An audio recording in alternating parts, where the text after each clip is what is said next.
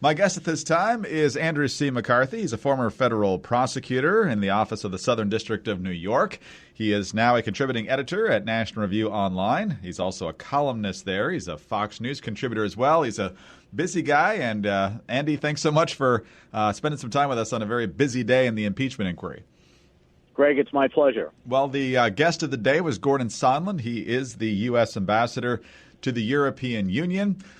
Spent several hours testifying before the House Intelligence Committee. We're going to play a couple of clips here that are getting a lot of the attention from both sides of the aisle. Sondland says, first of all, yes, in fact, there was a quid pro quo when it comes to Zelensky, the Ukrainian president, getting a meeting with President Trump. There had to be investigation of Burisma, the energy company, as well as the 2016 election. Here's what he said. Mr. Giuliani's requests were a quid pro quo for arranging a White House visit for President Zelensky. Mr. Giuliani demanded that Ukraine make a public statement announcing the investigations of the 2016 election, DNC server, and Burisma. Mr. Giuliani was expressing the desires of the President of the United States, and we knew these investigations were important to the President. And Mr. Sondland also says that while he could never confirm it, he also believes the aid that was temporarily withheld from Ukraine, the military aid, was also related to this. I tried diligently to ask why the aid was suspended, but I never received a clear answer. Still haven't to this day. In the absence of any credible explanation for the suspension of aid, I later came to believe that the resumption of security aid would not occur until there was a public statement from Ukraine committing to the investigations of the 2016 elections and Burisma, as Mr. Giuliani had demanded. However, Sondland did admit in his actual direct contact with Trump said no quid pro quo. But I believe I just asked him an open-ended question, Mr. Chairman. What do you want from Ukraine? I keep hearing all these different ideas and theories and this and that. What do you want? And it was a very short, abrupt conversation. He was not in a good mood. And he just said, I want nothing. I want nothing. I want no quid pro quo. Tell Zelensky to do the right thing. Something to that effect. So, Andy, you've got Democrats turning cartwheels. They've got a guy, they got a witness. They've got someone who was directly in contact with the president saying he believes it is a quid pro quo. And the Republicans say a lot of this is still based on presumption and not direct information because your only contact with the president was a quote that it was no quid pro quo. So you have written, and it's just out, a piece for the New York Post saying this is actually a good day for the president because ultimately he can now use the truth as his defense. So we're going to get to all of this, but what's the significance, first of all, of the Sondland testimony? Well, I think, Greg, the Sondland testimony confirms what, I don't mean to crow about this because I don't think it's anything to celebrate, but, back in September, you and I have been talking about this for a while. I said that I think it was a real mistake to fight the idea that there was a quid pro quo, since there's virtually always a quid pro quo in foreign relations. And if you're going to do an effective defense in any kind of an adversarial proceeding, you don't want to be fighting a pitched battle on something you can't win. So I thought it was a mistake all along for the Republicans and the president to basically base their defense on the idea that there was no quid pro quo when there's a lot of evidence that there was, and that they should have pivoted to the bottom line here that people can understand easily, which is that this simply isn't anything close to an impeachable offense when you get down to it. Certainly the American people would not tolerate the impeachment of a president because he denied a meeting to a foreign politician in the White House. And as far as the more serious matter of the delayed aid is concerned, they have to keep calling it delayed aid because they got the aid. There was actually no harm, no foul. The Ukrainians got the aid, the $400 million that Congress had passed. And even talking about the aid is helpful to the president because he significantly stepped up the aid that over what had been given to the Ukrainians by the previous administration, the Obama administration. So it helps the president on the Democrats' core argument that he was essentially prioritizing his political fortunes over our national interests with respect to thwarting Russia.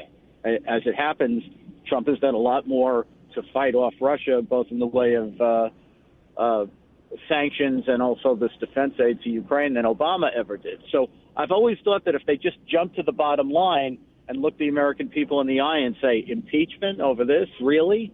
They'd be in a lot better position than trying to say there was no quid pro quo under circumstances where it seemed to me obvious that there was a quid pro quo. The Democrats' argument is that, yes, the aid got there, but only once the whistleblower complaint was known about. So it's not necessarily a given that it would have happened had the complaint not come forth. What's the analysis of that claim? Well, first of all, no one's going to impeach a president over having a dirty mind, right? The bottom line is, did they get the aid or not? And if their position is, well, if A, B, and C hadn't happened, then he would have acted on his worst impulses. That's interesting conjecture, but the fact is he didn't. And what matters at the end of the day is, did the Ukrainians get their aid? So, I think the Democrats have a position on what it was that prompted the aid to be given. I think the Republicans in the White House would dispute that, and they said there was a lot of reason, not least a number of senior Republican and Democratic senators stepping in and pleading with the president that it was important to do this. So I think they have a lot of grist to fight off the idea that it was nothing other than the whistleblower complaint that caused him to act. But in the end, it doesn't really make a difference. The point is he acted. What's the significance of the Republicans essentially not following your advice? Not that they were directly soliciting your advice, but that they decided to fight the idea of the quid pro quo instead of going to this doesn't rise to impeachment. So now that they have fought tooth and nail that it's not a quid pro quo and Sondland is testifying the way he's testifying, what's the consequence in the court of public opinion and even in the politics of Washington?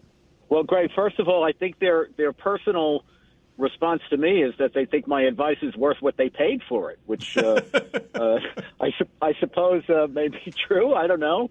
I think in terms of the dynamic of how this plays out in what you're quite right to bring out is the court of public opinion, because an impeachment is political, and that's the only court that matters.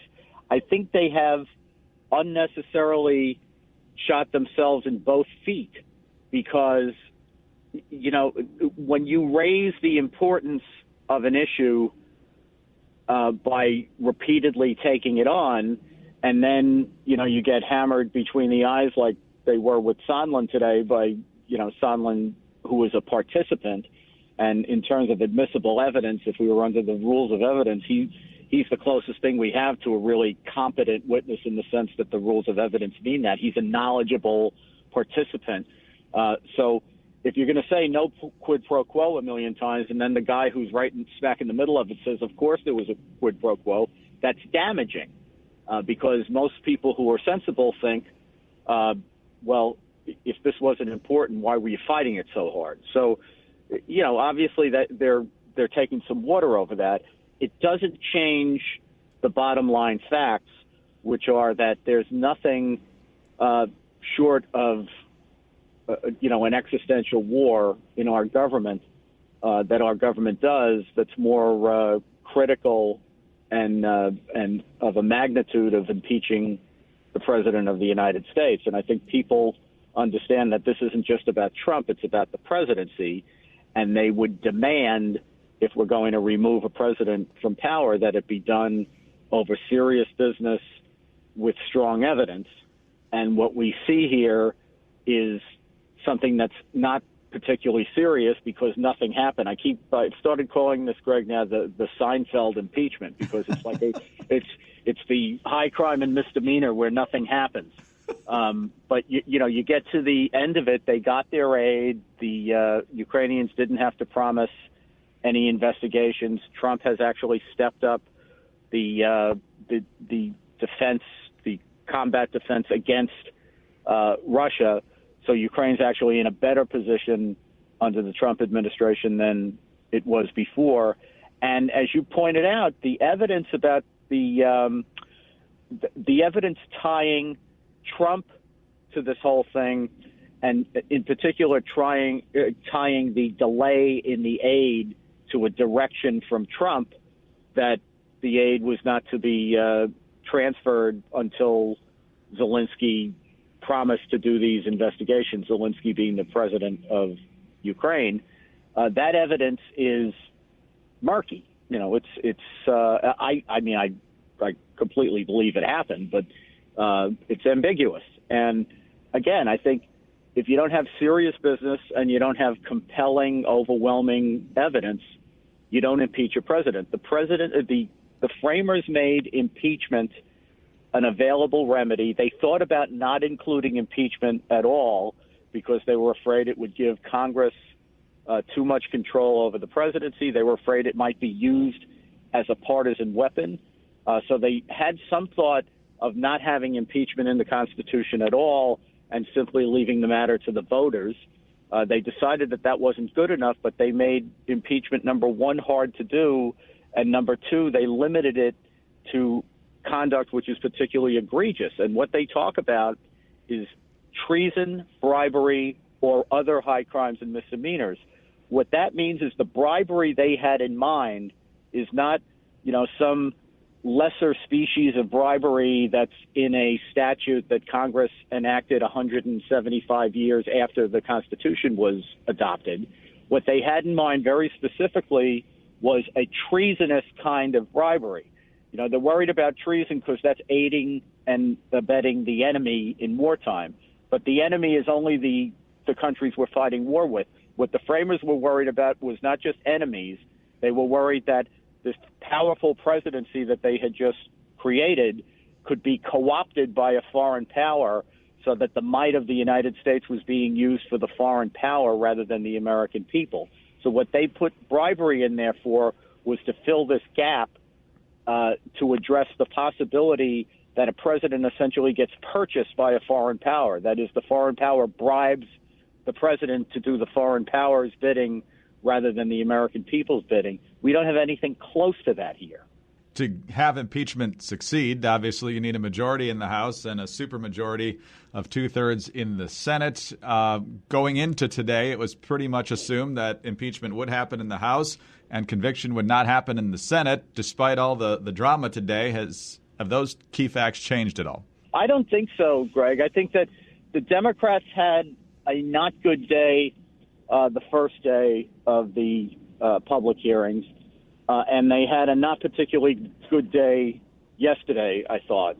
And at that point, I think there was a little wavering about whether they would be able to round up enough Democrats so that they'd get their majority as far as, needing it to file articles of impeachment.